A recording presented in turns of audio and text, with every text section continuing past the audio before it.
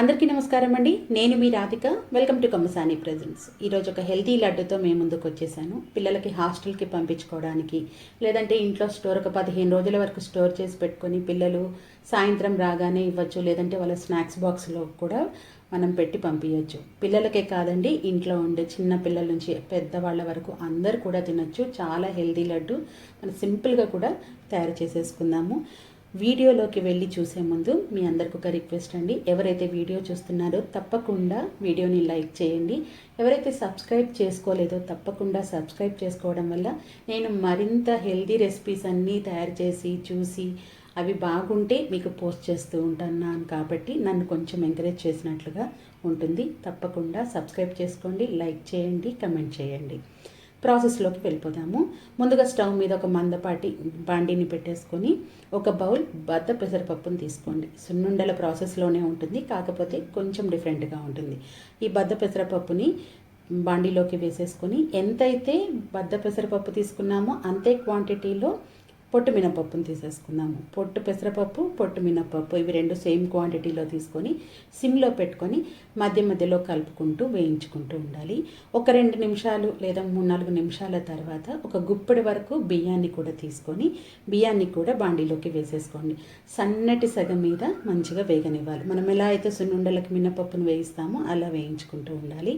ఈలోపు మరొక స్టవ్ మీద ఒక మీడియం సైజు ప్యాన్ని పెట్టేసుకొని ఒక గరిట నెయ్యిని వేసుకోండి. ఆవు నెయ్యి అయినా పర్లేదు, గేదె నెయ్యి అయినా పర్లేదు, నెయ్యిని వేసుకోండి. ఈ నెయ్యి మెల్ట్ అయిన తర్వాత దీంట్లోకి మనం డ్రై నట్స్ని ఫ్రై చేసుకుందాం.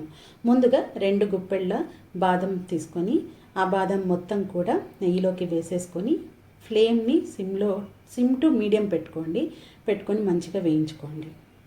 ఇవి కాస్త కలర్ మారుతాయి, మంచి సువాసన కూడా వస్తుంది వేగిన తర్వాత. ఇలా వేగిన వాటిని ఒక ప్లేట్లోకి తీసేసుకోండి.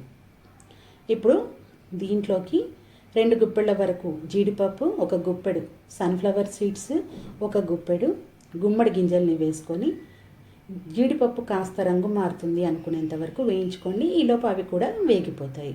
అంటే మీకు ఎప్పుడు వేగాయి అని తెలియడం కోసం జీడిపప్పుని చూసుకుంటే సరిపోతుంది.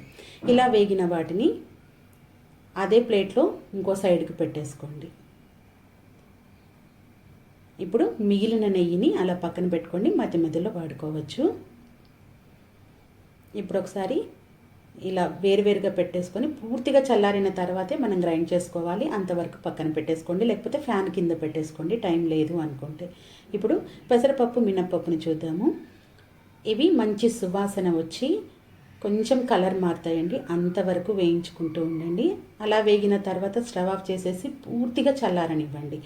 పూర్తిగా చల్లారిన తర్వాత మిక్సీ జార్లోకి వేసుకోండి. చిన్న జార్ కనుక తీసుకుంటున్నైతే 2 బ్యాచ్లుగా వేసేసుకోండి, లేకపోతే ఒకసారే వేసేసుకోవచ్చు. తర్వాత దీంట్లోకి 4-5 యాలక్కాయలని కూడా వేసేసుకొని గ్రైండ్ చేసేసుకోవాలి. ఈ పౌడరు మరీ బరకగా కాకుండా మరీ మెత్తగా కాకుండా ఉండేటట్టుగా చూసుకోండి. మరీ బరకగా అయిపోతే ఉండ చేయడానికి రాదు కాబట్టి కొంచెం బరక అయితే సరిపోతుంది. ఇలా తయారు చేసి పెట్టుకున్న తర్వాత అదే మిక్సీ జార్లో చల్లారిపోయినటువంటి డ్రై నట్స్ని కూడా వేసుకొని, పిల్లలు కొందరు డ్రై నట్స్ని చూడంగానే ఇష్టపడరు, అలాంటి వాళ్ళు పూర్తిగా పౌడర్ లాగా చేసేసుకొని కలిపేసుకోండి. లేదా అక్కడక్కడ తింటూ ఉంటే బాగుంటుంది, పిల్లలు ఇష్టపడతారు అనుకుంటే కొంచెం కోర్స్గా గ్రైండ్ చేసుకోండి. దీంట్లో ఒకటేసారి మనం ఇవన్నీ వేసాము, కాస్త బాదం పప్పు మాత్రం గ్రైండ్ అవ్వడానికి లేట్ అవుతుంది. గ్రైండ్ అవని బాదం పప్పుల్ని జీడిపప్పుల్ని తీసేసుకొని మరొకసారి గ్రైండ్ చేసేసుకొని వేసుకోవచ్చు, లేదా అలాగే తింటాము అనుకుంటే అలాగే ఉంచేయచ్చు. ఇలా గ్రైండ్ చేసుకున్న తర్వాత ఈ డ్రై నట్స్ పౌడరు అలాగే ఈ పిండిని మొత్తం బాగా కలిపేసేయండి. ఇలా కలుపుకున్న తర్వాత ఒక 3-4 స్పూన్ల నెయ్యిని వేసుకోండి. బెల్లం అనేది 2 రకాలుగా వేసుకోవచ్చండి. ఇలా పౌడర్ చేసుకున్న తర్వాత బెల్లం పౌడర్ని ఇలా వేసేసుకొని కలుపుకోవచ్చు, లేకపోతే నేను ఇంకో ప్రాసెస్లో చేశాను, దానివల్ల లడ్డు కాస్త ఎక్కువ రోజులు నిల్వ ఉంటుందని అలా చేశాను. లేదంటే మీరు నార్మల్గా పౌడర్నైనా వేసుకోవచ్చు. 2 బౌల్స్, ఒక బౌల్ పెసరపప్పు, ఒక బౌల్ మినపప్పుకి 1 బౌల్ బెల్లాన్ని తీసుకుంటున్నాను. మీరు స్వీట్ బాగా తినే వాళ్ళైతే ఒక 1/2 కప్పు లేదా కొంచెం ఎక్కువ వేసుకోండి. పిల్లలకి ఇంట్లోకి సరిసమానంగా ఉండాలి అని అంటే 1 కప్పు పర్ఫెక్ట్గా సరిపోతుంది. అసలు తక్కువ తినే వాళ్ళైతే 3/4 కప్పు తీసుకుంటే సరిపోతుంది. ఇందాక మిగిలిన నెయ్యిలోనే మరి కాస్త నెయ్యి వేసేసి ఈ బెల్లాన్ని కరగనిచ్చేసేయండి. కరిగిన వెంటనే స్టవ్ ఆఫ్ చేసేసేయండి. అలా ఉడకనివ్వకండి, లేదంటే గట్టిపడిపోతుంది. బెల్లం ఎక్కడ కూడా గడ్డలుగా లేదు అనుకొని చూసుకొని బాగా మెల్ట్ అయిపోయిన తర్వాత స్టవ్ ఆఫ్ చేసేసి ఆ మిశ్రమాన్నంతా కూడా బాండిలోకి వేసేసుకోండి. ఎక్కువసేపు ఉంచేస్తే అది మనకు పాకం పట్టేసిన బెల్లంలాగా అయిపోతుంది. కాబట్టి మెల్ట్ అవ్వగానే వెంటనే స్టవ్ ఆఫ్ చేసేసి పిండిలోకి వేసేసుకోండి. వేసేసుకున్న తర్వాత గరిటెతో మొత్తం పిండి బాగా కలిసేటట్టుగా కలుపుకోండి. ఎక్కడైనా గడ్డలు ఉండలు కడుతుంది అనుకుంటే గరిటెతో కాస్త మ్యాష్ చేసేసి కలుపుకోండి. ఇలా చేయడం వల్ల కొంచెం ఎక్కువ రోజులు లడ్డు నిల్వ ఉంటుంది. అంతకుమించి ఏం లేదు. మీరు నార్మల్గా కలుపుకోవాలి అనుకున్నా కలుపుకోవచ్చు. ఇలా ఇదంతా కూడా పిండిలో బాగా కలిసేటట్టుగా కలుపుకోవాలి.